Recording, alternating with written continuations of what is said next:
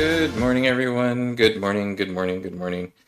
Welcome to another fine Wednesday morning, another coffee break chat. I'm your host, James Jackson, executive producer, Light Thief Productions, he, they pronouns. We've got a pretty good show for you today. We will be talking about a few things. Racism and sexism is an economic issue. That's a quote from Reverend Addie L. Wyatt, the first African American woman to win a national leadership position in a union. And we'll talk a little bit about that in a second. We're also going to talk about the debate around debate. There's a debate going on about debate in the Twitterverse. There's a student who wrote a op-ed about how there's a silencing of debate in the educational sphere in upper education. There's been a bit of pushback to that idea from a lot of folks. So we'll talk a little bit about that. We're going to talk about Marjorie Taylor Greene and Representative Gosar attending a white nationalist event, and the fact that they haven't been censured for that attendance, even though there's white nationalists actively attacking folks in our neighborhoods. And then we have a little bit of an update on the blockade of DC with the vehicles. We have the SCOTUS Secret docket, and we're going to talk a little bit about COVID. I just want to talk a little bit first about the quote that I pulled. And let me find my article here. I got a little wonky this morning with getting the show set up, so I didn't have it right to hand. But yes, Reverend Addie Wyatt, 1924 to 2012, labor relations movement organizer and first African American woman to win a national position of power in a labor union. Even back in the 50s and 60s, when the movements for civil rights were in their heyday, it was recognized that racism and sexism are economic issues. They contribute and are boosted by and amplify and are kept alive by economic issues and create their own economic issues in the process. It's sort of a feedback loop, and it's interesting to see that in Women's History Month, I'd like to see, more information about folks like Addie Wyatt and her drive to achieve equal rights for all individuals. We have a few special guests with us, and let me just arrange them on the screen here. Like I said, we got a little bit messed up this morning. We have Sue Scott, we have Danielle Lachall, and we have Cassidy. All right, there we go, and you're all on that screen. Let me go up to where I can show you on camera. Sorry for the layout problems here. There we go. And welcome to the show. Sorry about that. That took way too long. If we could introduce ourselves, please, starting with Sue. If you would introduce yourself, your pronouns, what it is you do. Sure. Good morning. My name is Sue Scott, she, her. And for the purposes of today's conversation, I am a member of the board of directors at Footlighters Theater in Berwyn. We're the oldest community theater on the main line, 93 years old. And I'm currently the producer of Next to Normal, which goes up March 25th through April 9th. Awesome. And then Danielle, if you would please. So my name's Danielle Lachall. I am actually the current president of the board of directors of Footlighters, and I'm also directing Next to Normal. Thanks. So hi. Good morning. And Cassidy. Hi, my name's Cassidy L. So I use she, her, and I am a part of the cast of Next to Normal. I play Natalie, and I'm really excited to have a conversation about it. Awesome. Well, tell us a little bit about Next to Normal, and in case I didn't get to it during my pre-show conversation with you, we just kind of jump in here. Whenever you want to talk about something, feel free to start talking about it.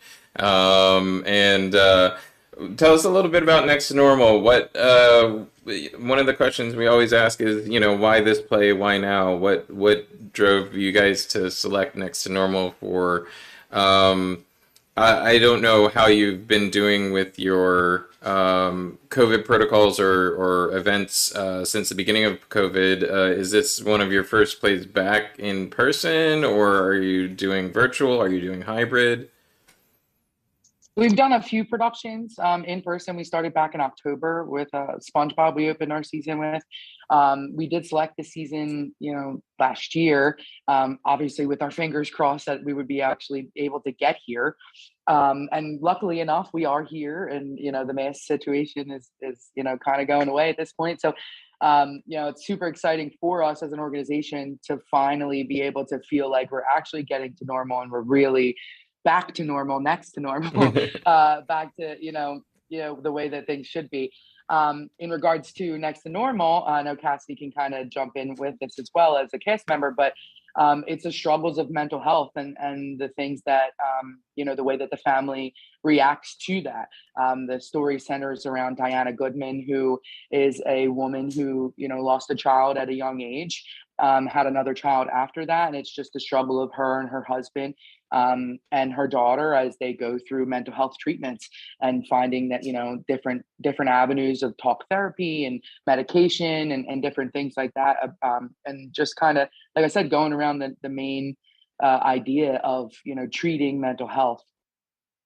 Yeah, mental health is one of the healthcare areas that a lot of people don't pay too much attention to, unless their Until it hits their family. Yeah, until it affects their family in such a way that it's debilitating, or creates a problem that they have to then deal with. Which that's not to interrupt you, but that's one of the nice things about this particular show, because it's an outstanding musical. I mean, the music is great, the lyrics are great, the cast is great. So it's a really super opportunity to go see a Broadway show, which people like to do just in general, but really learn something. And it gives us a chance to kind of showcase kind of a hidden illness that really people shouldn't be ashamed of, because it's an illness. But most people tend to hide. They want to hide that, they'll tell you, I need to have my appendix out, but they won't tell you I'm struggling with mental illness. Well, I mean, there's a definite there's still institutional taboo against mental illness. There's huge portions of the economy that you can't work for if you have documented mental illness. You can't. You're instantly disqualified from doing a number of things. Depending on the severity of your condition and the documentation of it. Cassidy, tell us a little bit about your character. What is your character struggling with? What do they get through the course of? What's the development through the course of? Without spoiling anything too much, Natalie kind of is dealing with the effects of kind of a neglecting mother, and feeling less than in her family dynamic. Like, she's seen and she's there, but she's not really paid attention to.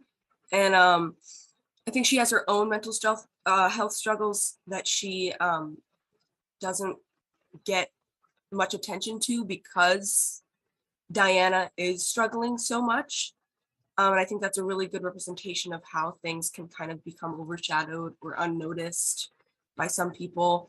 And she meets a boy, and I think this is very relatable to me as someone who does struggle with mental health and is in a relationship that she feels like she's putting a burden on him by having mental health struggles and by having a hard family dynamic and having these uphill battles that seem to never end. But there's really good commentary on how the people in your lives will be there for you, hopefully, but will be there for you and be there to help you, and that you don't have to be so ashamed and so worried about being on your own, because you should be able to have people there for you and there to listen to you.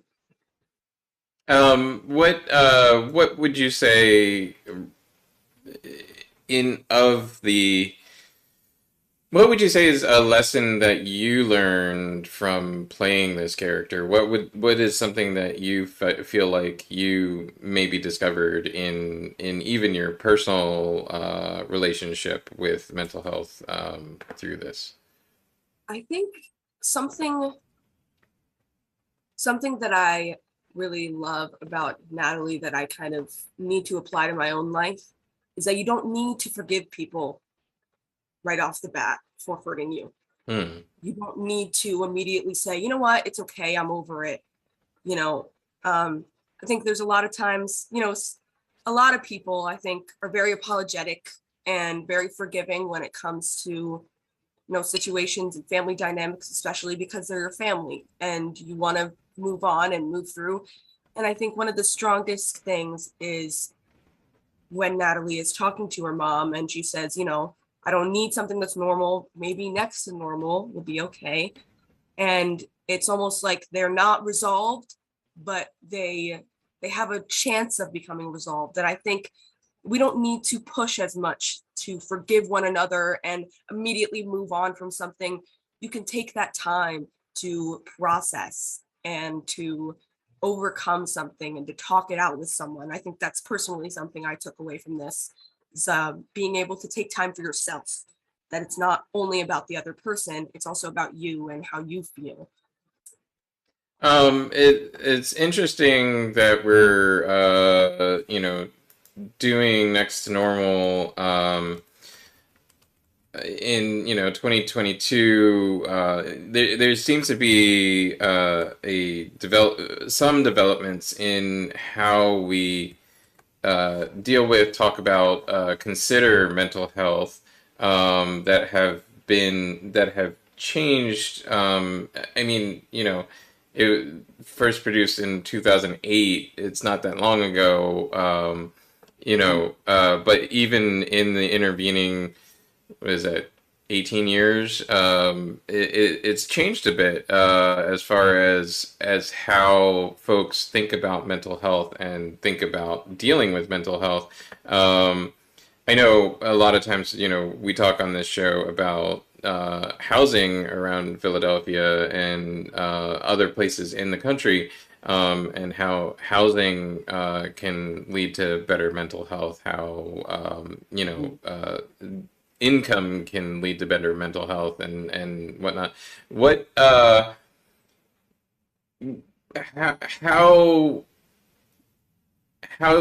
do you find the relevance in the script today? Like, where do you find the points of relevance, and where do you find the points of contention, perhaps, with current ideology around the mental health sphere? Go ahead, Danielle. So to be quite honest with you, I mean, we all know mental health, even 18 years ago and now, it's still a growing, learning thing. Mental health doctors and therapists and things like that, these things are, you're growing and learning, more and more things about mental health as we go. So to be honest with you, the entire script and everything is still really, really relevant, because it's about this, with the woman, she originally starts with, her normal stuff where she's going to every doctor and they're prescribing her medicine after medicine after medicine. And then, she's going into talk therapy. And it's one of those things, I'm sure, if you've struggled with mental health, you have to find the right course of treatment. And that's essentially, there is so much relevance with that, about just trying to find the proper course of treatment for you, what works best for someone, and understanding and learning that, you know, it's not going to be the first doctor you see that might help you. It might be, but it might be several other things that you need to go through or deal with, or, you know, different forms of, like I said, treatment to actually get, you know, where you want to be in the positive, you know, light, or, you know, best mental health that you can be at. That's a struggle in itself as well, not only, you know, with mental health. So I think that this, like I said, the script, I think, is very, very relevant in that regard, that it's just her struggles trying to find out which is going to work best for her so she can get back to normal. Does so there's a lot of issues with healthcare and racism and bias. Does Next to Normal deal with that at all? Were you able to incorporate that in any way in your production?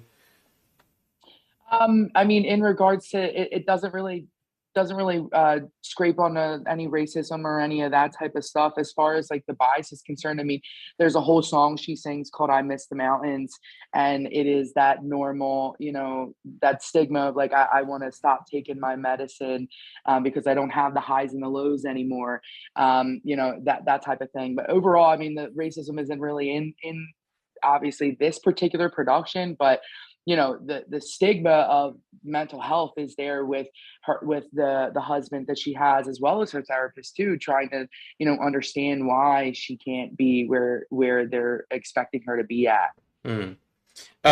Tell us, we're going to transition a little bit. Let's tell us a little bit more about Footlighters and your production, your space, what you've been doing to get back to live in-person productions. I'll start with that, and then Danielle, you can kind of chime in. We are located in Berwyn, Pennsylvania, right in the heart of the main line, and just up the street from the R5 Paley Local. So we were very easy to get to. We are in a building, an old church building from 1929. It's gorgeous. We spent a lot of COVID rehabbing, refurbishing our very old building, of which we're very proud. And everyone who comes to see us is really impressed with the space for a community theater. So we are a community theater. As I said, we're 93 years old. What that means is we are all volunteers. No one gets paid for what we do.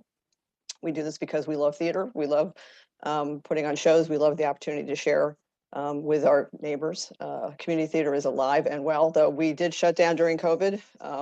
Within the space of a week, we went from, we'll just postpone something, to we had to shut down my show that was about to go up in 4 days. And sadly, all those people didn't get to do that show. And then we had postponed another show and another show. So we were very happy to come back this September after spending our time refurbishing and preparing. We had a big open house, and then we opened with SpongeBob, which was outstanding, sold out every night.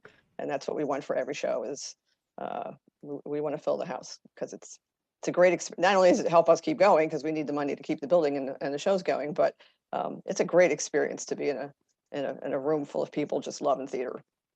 Right. And as you, go ahead. I was going to say, as you said, our building was made or built in 1886, I think it was. Mm-hmm. So it's over 130 years old. So one of the major things that we're working on right now, other than obviously producing live theater, we want to become ADA compliant. Old time churches, unfortunately, aren't. And so that's one of our big, you know, fundraisers of the years. Like, not only we're putting all this live theater on, but, you know, we want to be ADA compliant. We want to be able to have, you know, all the bells and whistles that, you know, that you need. You know, we have things in place, but obviously you need to get a 130-year-old building up to par. So yeah. Unfortunately, you know, even though we're talking about a piece that discusses mental health, there's all these other healthcare concerns that, you know, over the last you know, couple of centuries we've lessened the amount of reactionism there is to healthcare mm-hmm. concerns over years and years and decades. And I think we're finally getting to the place where people are almost almost, not quite yet, but almost allowed to acknowledge that their health isn't good, and still, Right. hey, I can still contribute to the society. I have chronic migraines. I still do a show every week. But yeah, it's interesting.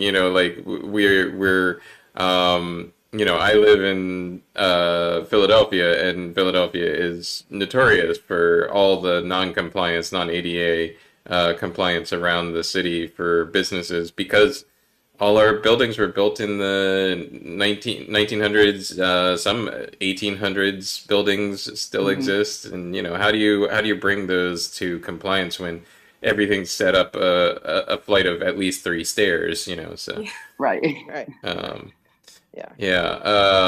It is an interesting set of problems. I was working with another company on making their church building / theater revamp in ADA compliant, and it was very difficult because even installing a ramp, an ADA compliant ramp to the front door wouldn't have worked, because inside there's another set of stairs between the entrance and the chapel.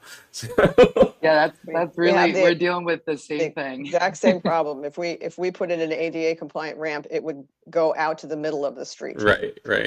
Which would be rather difficult for the people trying to drive by, for all the people who live there. But So too, I do want to mention, in regards to, your topic that you're speaking on today, I know with theater, as people have seen, we're getting on this thing of being able to just properly cast shows. That's something that's Broadway has been speaking about, and just getting more, diverse things on the stage. We're closing our season actually with West Side Story, that opens on May 13th. So we're super, super excited about it. We have a brilliant, brilliant cast. So I'm just really happy about it. So I just wanted to kind of throw that out there as well, that, it's a pretty large cast. It's a really known musical, and that's going to end our season for the last 3 weeks. It'll be May 13th through the 22nd of May. Okay, great. There's still performances also left for Next Normal? Next to Normal opens March 25th. So we haven't even opened yet. We've got a couple more weeks, but it runs March 25th. That opens, and it runs for 3 weekends. So it'll be Friday night, Saturday night, and Sunday afternoons. Excellent. And where can folks get tickets for Next Normal? You can go right on our website at www.footlighters.com. Also, our Facebook has the ticket link. Footlighterstheater.com. Footlighterstheater.com. Yes. I always think I say it, but Yeah. Footlighterstheater.com, as well as our Facebook page is Footlighters Theater. We have our Instagram page too. You can click on, there's the links anywhere for both of the shows. Excellent. And Meg's putting those links into our comments on all of our broadcasts, so they're there for any of the audience that are watching live. If you're watching this after the fact, you can scroll up to see the comments, and there's links out to those ticket sites. Just to segue, there's there's a bit of debate about debate. Where I asked you a kind of tough question for you guys, which is, how are you dealing with racism, the effects of racism on mental health, there's that could lead to a debate, right? But I want to talk about debate itself. I'm not trying to dredge that back, go back on that topic, but how would you debate that if you were to want to have a debate about whether it is appropriate to try and deal with racism in healthcare as a community theater company? If I came to you for a conversation about that, what is your tactic when you're having a debate? Where do you go when you have a question that you have sort of an opinion on, or that you want to be a part of a conversation about? Well, we as a board debate a lot. Just recently elected as the president of the PDC's board. Yeah, like I completely understand. If anybody watching has never been on a nonprofit board, if you don't have the quality of being able to hold a position and argue with somebody without being pissed off about it, don't join a nonprofit board. Yeah. That's so correct. That is absolutely true. Yep. So yeah, take anything I said not personally and give me a hug before you leave, and we'll come back and start again next time and do it again. Yeah. Yeah. One of the activists around Philadelphia, their constant comment is strong opinions lightly held. That's what they always say, and I think that's a good way to approach debate. So where this conversation is coming from is there's a little bit of a debate around the topic of debate right now. A student by the name of, let me get her name right. Excuse me, Easy, and I believe it's Easy Amos. It's Easy E Amos. Wrote an article, an opinion piece for the New York Times titled, "I came to college eager to debate and I found self-censorship instead."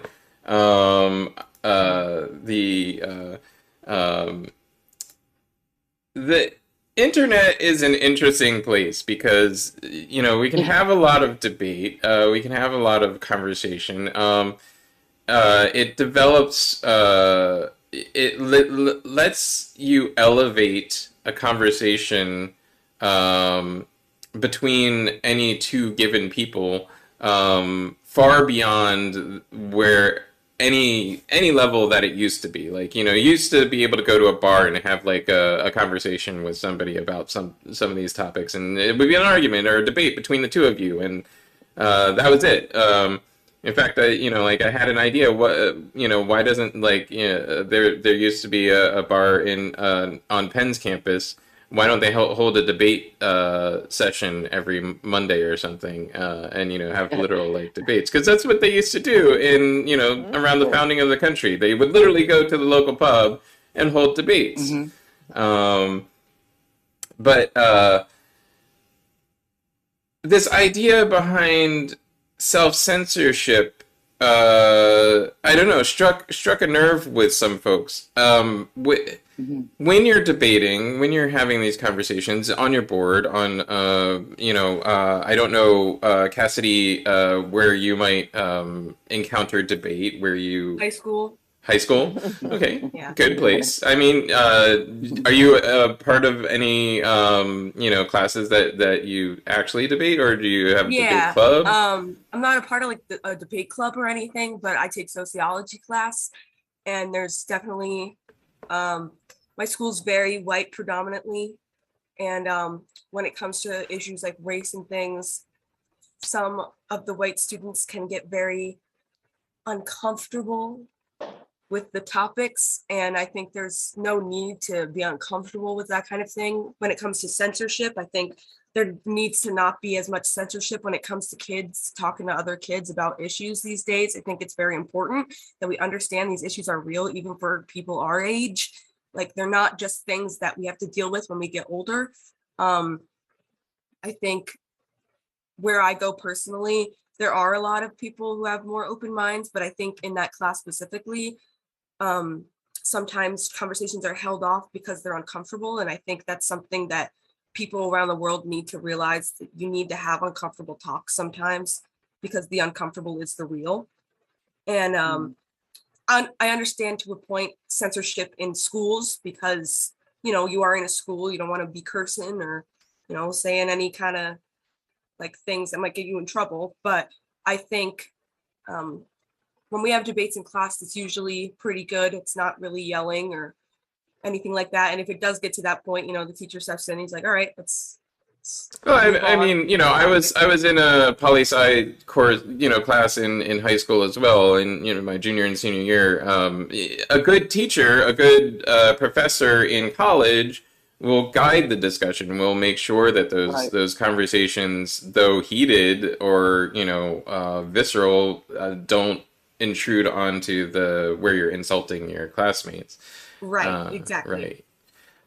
And that's a good way to debate. It's a good thing to have those kinds of debates, even if you're, I mean, I actually had a debate class, debate club, and we literally the teacher's tactic was to literally approach topics that were very visceral on purpose. We debated Yeah. abortion rights. We debated civil rights. We debated women's rights. We debated a lot of things that are, relatively settled today. But I'm a bit older than Cassidy. So So we still talk about most of those things. I think they steer clear of abortion a little bit just because of the area I live in, and some parents could get very angry. But right now we had debates about police brutality and how far should someone be able to go with another human being, how far is too far, especially when it comes to racism and how that applies to police brutality. But as of right now, we are talking about the Columbine shooting, and we are to write an essay of what we think the fault was. So we're kind of debating for one side or the other, and it has to do with mental health of the two people who did commit that crime. interesting. Yeah, we get pretty deep and a lot of research. which is great. I mean, Yeah. because unfortunately, once you're not in school anymore, most debates don't have a moderator. Yeah. And so- They definitely don't. And that's where you. So I think that this is the interesting part about the op-ed and the debate about debate, because you do. Once you get out of school, once you don't have that influence of a teacher, your only moderator is yourself. Right? So in a collegiate environment, I think that also exists because you're now not at home. You don't have the protection of being able to say, oh, these are opinions that I have just because this is how I was raised. So there is an element of self-censorship that I think is probably pretty necessary to the transition that college is. I mean, and we can have a debate about this. But yeah, no. To your point, Sue. Once you get out of high school and out of college in general, there is no protection for you. There is no moderation. And if you this goes back to a topic that we've been talking about over and over again on this show. The consequences for freedom of speech. You face consequences for anything you say in any given debate, whether or not you're debating, no matter what you're debating, whether or not you're on the moral or ethical side of history or not. You face consequences for those positions. And so I think it's interesting that this op-ed was written and published, and also the feedback on it is interesting to me. I think there's an element to debate that maybe has been lost, but hopefully we're coming back to it again. In the area of debate, our government is designed to be a deliberative body, literally debate. As two of the three branches of government, the executive and the judicial, are both supposed to be very deliberative, very debate heavy. The legislative branch is basically a court, but with a lot more people and no judge. And the judicial branch is, what you traditionally think of when you talk about courts. And I'm just going to toss in a little piece of history here. For those that don't know, theater, like we all produce, comes from a history of the same root as courts do. You had a panel of people who were sitting in judgment of two sides of a debate that was being held through the performances of two groups. In ancient history, this goes back to Greek roots of Greek theater, roots of African theater as well. Anyway, so that's a soapbox I get on anytime I get the chance. It's a nice little nugget to learn. I love learning new things, so thank you for that. Because being a theater dork forever, I didn't even know that. I mean, think about it. Like, if you look at ancient Greek theater, right? Ancient Greek theater was two sides of an argument. It's always two sides of an argument. The chorus is actually two groups in the most ancient pieces, right. And you have the elevated characters who are the gods or judges. And if you look a little bit further back than that, or related to that, in African societies, historically African societies, it's the same methodology for having a debate. You had the two groups that were on either side of a debate come together with a group of elders sitting in judgment, and then they would perform, quite literally perform opposite each other to have their debate. Luckily, Cassidy, you would be in an advantage since you've performed on stage. So if you had to have a debate in this way now, you'd probably win. And then you get all kinds of skills in theater. Far more than people realize. Yeah, I mean, really, you do. Public speaking, organizing, schedule management, task management, all kinds of things. So there's the Supreme Court. We all know it as, the highest court in the land. They make decisions that affect lots of things. Recently, they were petitioned by a couple of states, including the state of Pennsylvania, where we all live, to set aside new electoral maps drawn by legislatures or other groups. Here in Pennsylvania, the case is that we passed a law that gives the drawing of electoral maps the responsibility of drawing electoral maps to an unbiased group that is equally Democrat and Republican nominated. And then that electoral map gets submitted back to the legislature, and the legislature either has to approve it or not approve it, and it was approved, but a group of the minority sued in federal court that group that designed the new electoral map, saying that it does not represent the will of the people.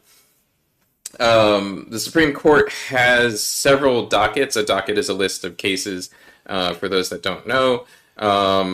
There is what is called the shadow docket of the Supreme Court, and essentially the shadow docket is just a procedural docket. It is like, if you come to the Supreme Court and say, all right, I know I got this ticket, but I want you to rule on whether or not I can even be given this ticket, versus whether or not there's any merit to the rights infringed on the ticket.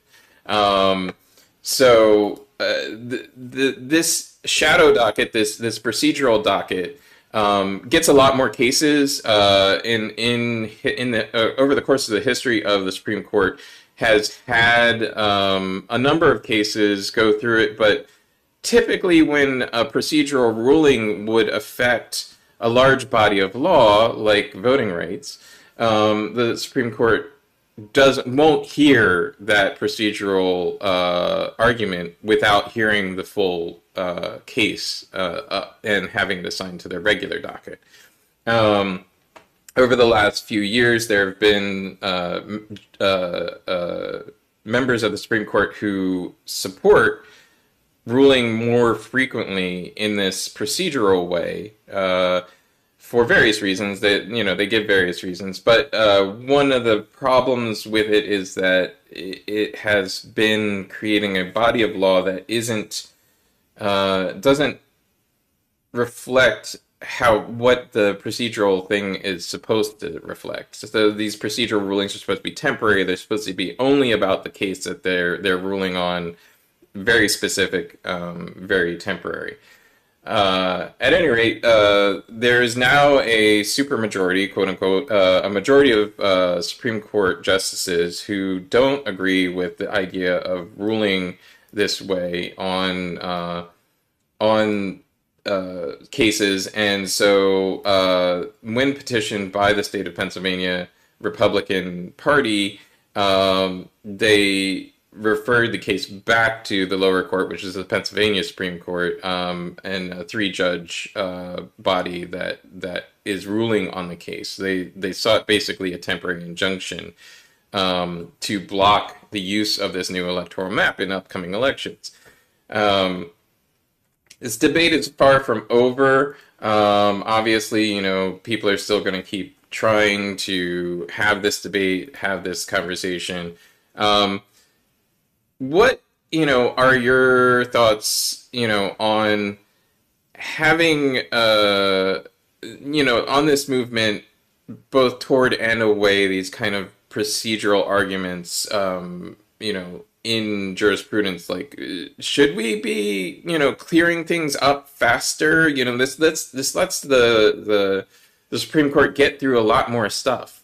They can churn through procedural arguments, really quickly. They can hear like 4 or 5 of them a day, and then the regular arguments can take weeks or months.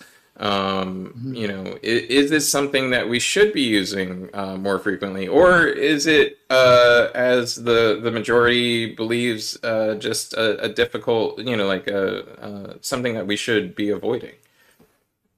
And feel free, anybody, to jump in on this. I think it's circumstantial, to be honest. I think that I think that if things need to be spoken about, need an answer right away, that a smaller topic as opposed to a larger, more in-depth topic needs more time, needs more arguments, needs more conversation.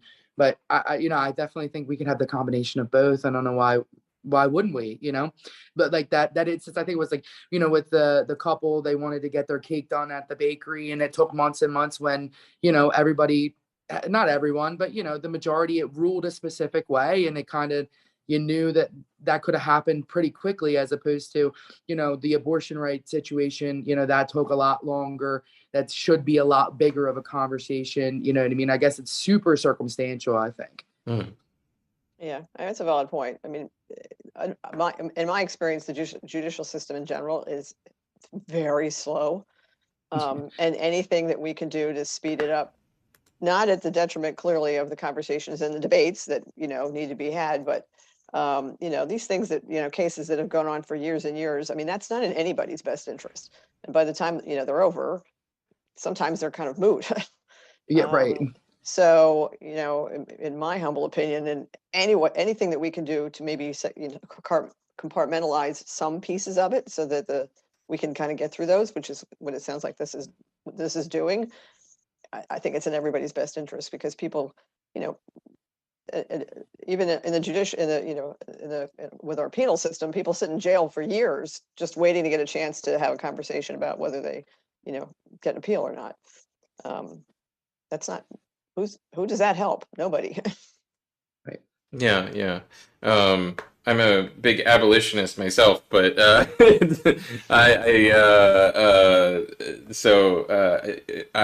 wonder if I think perhaps the issue from the other side of that viewpoint is, how much does each individual small topic contribute to the whole larger topic? So, for instance, any given ruling on the penal in the on the penal system can have huge ripple effects across the board. We often call them Miranda rights. But they're only rights in that there was a case, a Supreme Court case, wherein the Supreme Court stated that everybody has these rights and that they must be enunciated to somebody being placed under arrest, or it contaminates the rest of the case. They're not rights written into the Constitution. And this is something I've covered many times on this show, and that has in the popular zeitgeist. I think we tend to forget the Supreme Court, the court system is a legislative body in as much as anything that they make decisions on becomes law. Right. And this is a great example, and I always forget this example, so forgive me, I'm just having a light bulb moment. Miranda rights, they're not written down anywhere else. They're written in a Supreme Court case. I think that's fascinating, that we talk about this. Sorry, I'm reading a comment. Run Boy Run Productions. I think that certain things are lingered because Congress in a whole are built on racist privileges, hence the lynching bill. Good point. Why does it, one of the things we've relied on the judicial system for in the last few years, a few decades really, since the beginning of the civil rights movement, is to move the body of law in a civil rights direction, in a more inclusive direction, because it gets through court faster. And we're talking about court taking a long time. But legislative bodies tend to stall out on these ideas. Voting Rights Act, anti-lynching bill, the Emmett Till bill, tons of stuff that we can bring to the floor about legislative holdups. That's just wild to me that it takes that long for a conversation over something that we all know what the answer of it is. Like, why is it that the legislative system takes that long when we already knew we were going to say this is not a law, this has to go, this is it, So a great example, and we're in Women's History Month, is the equality amendment, excuse me, Equal Rights Amendment was passed. What was that? 60 years ago now. It's wild. But it wasn't. There's been so much resistance from state legislatures, so for those that aren't as nerdy about politics as I am, when we pass an amendment to the Constitution, our state legislatures, half of them, or more than half of them, have to ratify it. They have to vote to make that an amendment to the Constitution, even after the House and Senate vote to make it an amendment, and the president signs off on it as being an amendment. So the Equal Rights Amendment was passed, I believe, over 60 years now. Don't quote me on the numbers. Feel free to look it up. It's a fascinating story. But the Equal Rights Amendment was passed. All it says is that women are equal in rights to men, and you can't get 51 states to legislatures to sign off on that. It's so crazy. Mind-boggling. It is. It really, I like chuckle at it because it's just insane to me that's where we're at. That doesn't make any sense. Like, how does anybody think that could be something that we still want to keep in place? Or that we want to debate, like, do we need debate on it? Right, exactly. What is well, it? we shouldn't. The problem is everybody gets down into the minutia, and then they start thinking, well, if we say that, then someone will say, well, therefore, if that, then this, and then this, and then this, and we can't get to that thing 10 steps down. Oh my gosh, we can't do that. So therefore we can't start with the most basic level, which is just we're all the same. I mean, which equal rights should have just been, we're all the same, period. Are you a human being? You're in the club. Yeah, right. I mean, that should have just been that from the get-go. You're in the club. Yeah. Well, unfortunately, our country was founded by a bunch of rich white landowner men. Right. Right. So, they were protecting their power then, and decades and centuries later, they're still protecting their power now. And I think that goes into the topic that I wanted to talk about of Rep. Marjorie Taylor Greene and Rep. Gosar attending the AFPAC. AFPAC is it is a white supremacist gathering. They have white supremacist speeches. They talk about anti-miscegenation. They talk about the threats to whiteness, the threats to white power, etc. And both of these representatives spoke openly at the AFPAC. They're people that serve in the legislature of the federal government. They are responsible for representing people in these debates. How do we get I mean, I know how that makes me feel as a mixed ethnicity black man who, has spent the last 44 years in this country. But right. How do we as a country accept, even in a political party like the Republicans, how do we accept that? How do you frame it so that racism is acceptable? I mean, like, I can't find a way within myself.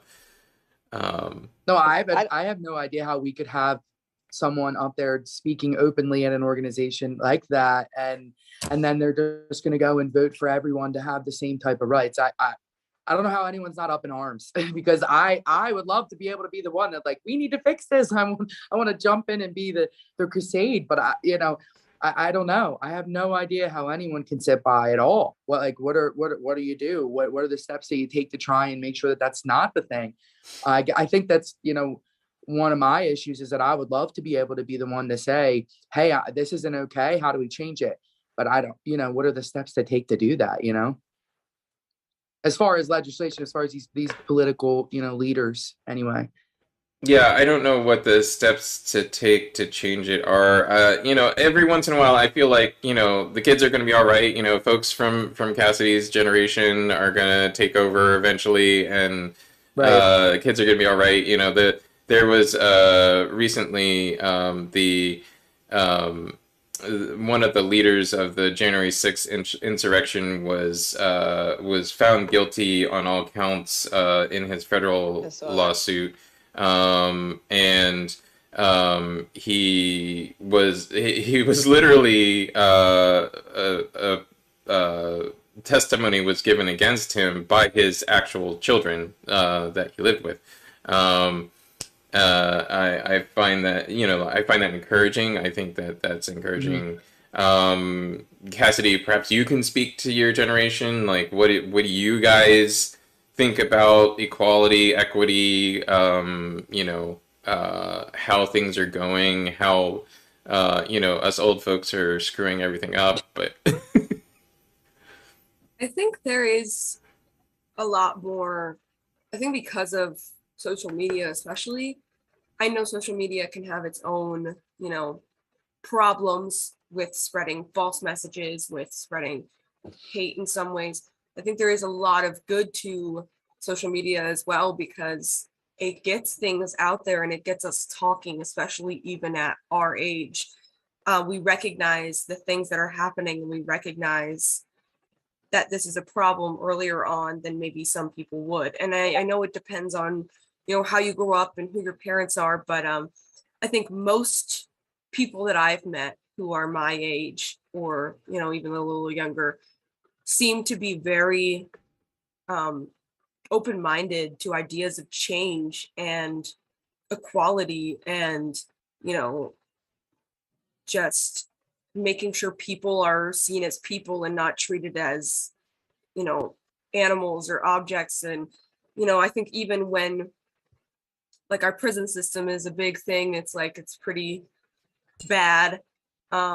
I know someone who got falsely incarcerated, and then that kind of changed their entire life, and it kind of messed up a lot of things about their life, because they were racially profiled and picked out of a group, which is, you know, things like that shouldn't be happening anymore, but it's also not surprising, which is why it's something that we should work on and that we are noticing. I think there's a ton of things at my school, even that, like, at lunch we have donations where you can donate money to a certain organization or a certain, you know, group, and like different students run different groups. And we have the Black Student Union, who runs the talent show every year and raises money for Black voices and Black protests, and, you know, making sure that we go to protests and that we are, you know, a part of a change, even to a little degree. Because even if we're not in the legislative branch, I think just being able to have conversations with people who have gone through racism or sexism or homophobia and understanding their experiences, that can change people too. Because talking about it and understanding other people, that's something that we really need to do, I think. Excellent. The thing that's really, as the oldest person on this call, on this Zoom meeting, I remain flabbergasted that nothing in the bigger scope has changed. Everything Cassidy just said, I was saying in high school. Right. Everything. We had the Black Student Union. We were going to change the world. I was hanging out at Graterford trying to do prison reform. And what is wrong with us as humanity, that just generation after generation, we move along, and then we get to some point where, like, oh, well, now I'm older, so I guess I don't have to care about that, which is not true, because that's not me. So, but once, you know, you get to the point where, so you're being very vocal when you can't vote, and then you get to a point where you can vote, and then somehow still nothing changes. It's very frustrating. It is very frustrating. I was speaking with a friend actually just yesterday, and wondering aloud how we take steps forward and then constantly take steps back as well. And you know, the person I was speaking with is of your generation, Sue, and she founded a theater company specifically geared towards inclusivity. She founded that theater company in the 70s. And has been producing ever since then, you know, geared specifically to making theater inclusive, and, you know, made great strides. I worked for and with Dean Coogan, who had the theater Society Hill Playhouse, which was the first integrated theater in the city of Philadelphia. You know, in the 60s, they started integrated productions, and had, you know, were successful throughout the 60s, 70s, 80s.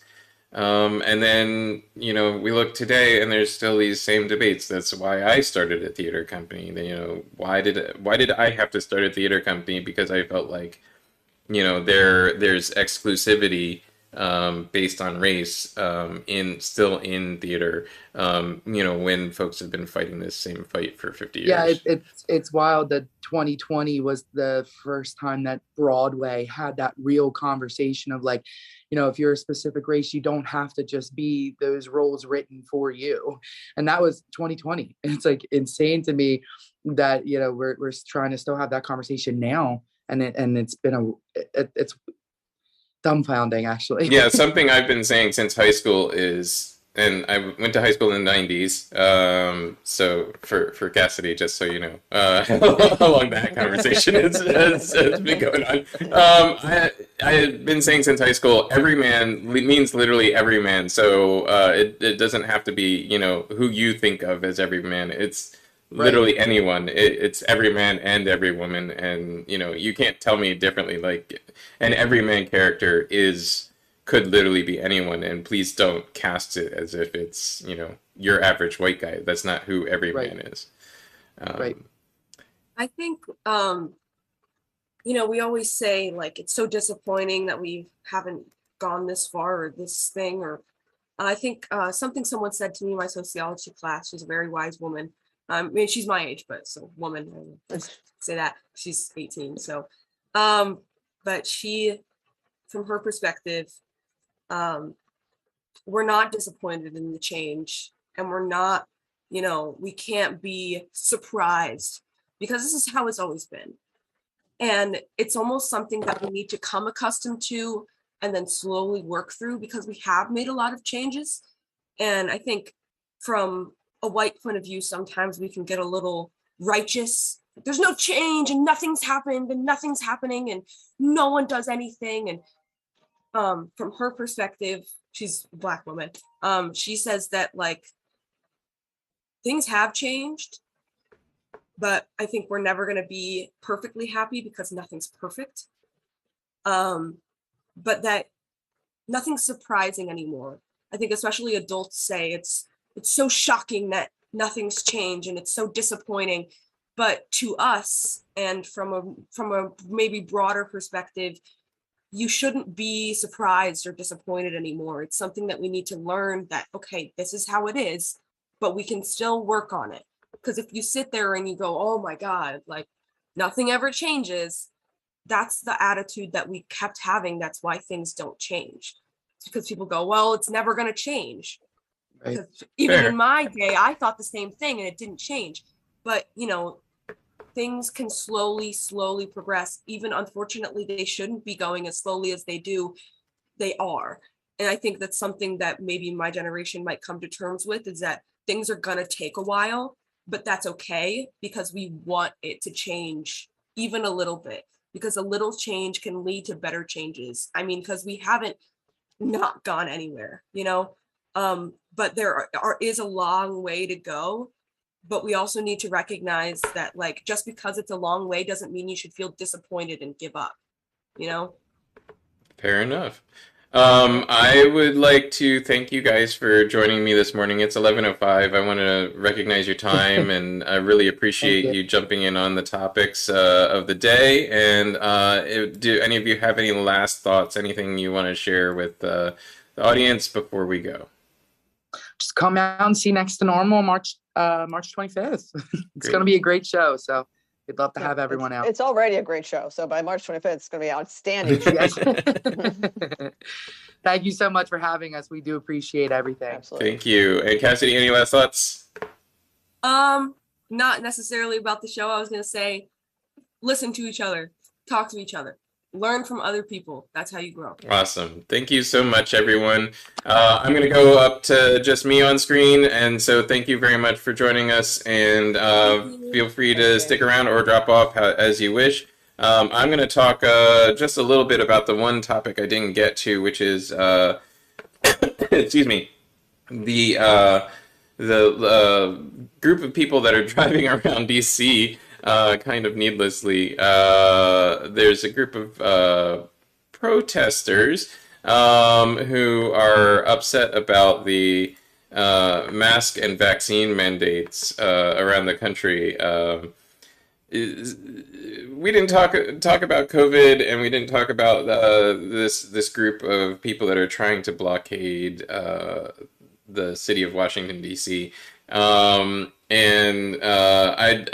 just want to say that as we approach 6 million dead in the United States alone, we have a group of people who seem to be driven mostly by white nationalists, this is being only being documented by folks that really follow this stuff carefully, follow white nationalism, follow white nationalist leaders in an effort to document what they're doing and where they're coming from. They seem to be driving this group of people that are supposedly talking about freedom. I don't quite understand the intersection between freedom and Nazis. They seem to be counterpoints. But at any rate, this white nationalist group of quote-unquote truckers, they're not actually truckers, and I can prove it because they they tried on Sunday and Monday and Tuesday to block 495, the beltway around Washington, D.C. And anybody who's been a long-haul driver of any type, but more especially if you're a trucker, knows that a group of tractor trailers as small as 3 vehicles can literally control an entire interstate. They do it all the time. They do it for each other. They do it for emergency vehicles. They do it for motorists who break down. Actual truckers know how to use their vehicles to block or slow a roadway if they want to. But these folks couldn't figure out with 20 or so big rigs and a couple of hundred cars how to do this. It's comical. But anyway, I refuse to call them a trucker convoy because I know truckers. I know a lot of truckers. A lot of truckers are black men. My grandfather's closest friend was a trucker. He was a black man. He would have never participated in anything like this. At any rate, these white nationalists who are play acting at being drivers seem to not be doing very well. But we are approaching 6 million deaths due to COVID. It is the 3rd year of a pandemic, which is not fully under control. We had, the Delta variant. The Delta variant went through our population quite quickly. There are still other variants out there. The virus still does exist. It is still deadly. It's still possible to get it. So if you're not vaccinated, if you haven't had a booster, please take care of yourself. Even though the CDC guidelines have been rolled back and you don't have to wear a mask indoors, I recommend it. I do it. I think it's, kind to both the people that I am encountering and also kind to my family who I live with.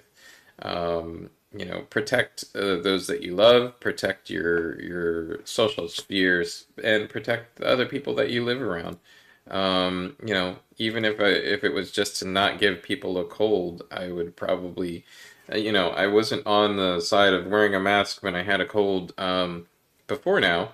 But I think I've learned a lesson, which is that I can avoid giving people a cold and avoid that particular problem in their life by just being a little responsible and wearing a mask when I'm not feeling well, and when I'm going to be indoors with them. At any rate, that kind of wraps up the show for the day. I really appreciate you joining us, and I appreciate our guests. If you like what you've seen, please consider donating to our program on Patreon, patreon.com/lightbeefproductions. We have donation levels starting at $1. Starting at $5, you get some inside scoops. And if you become a patron of ours, it will help us continue to produce this show and produce more content for everybody. Please hit the like button, hit the subscribe button, hit the notification bell if you're on YouTube, Twitter, Twitch, Mob Crush, and Facebook all have our information on them. Just look up Light Thief Productions on any of the search bars, and it's Light Thief Productions as the name on the short name on most of those as well. So I really appreciate everybody for tuning in. Please tune in next week. Looks like we will have Curio Theater with us talking about Lady Day. And hopefully we'll have more news and information for you. Not hopefully, we will have more news and information for you, and we will debate. We will talk, and we will have a chat, and hopefully you'll enjoy it. So tune in next week, and enjoy the rest of your week, folks.